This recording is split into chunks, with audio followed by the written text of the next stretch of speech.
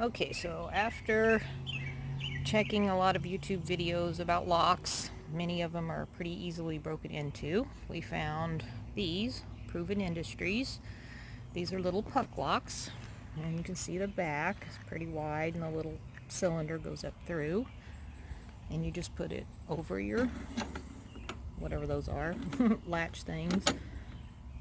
Slide the cylinder up, turn the key, and there you go.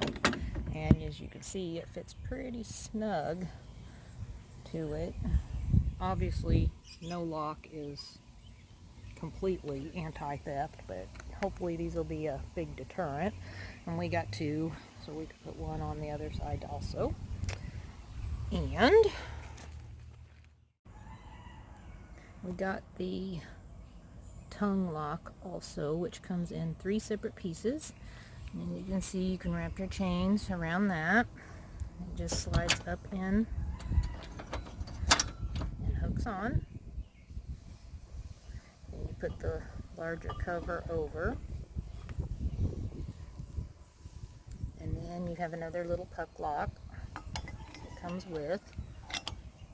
And just same way you do the ones on the back. And then there you go.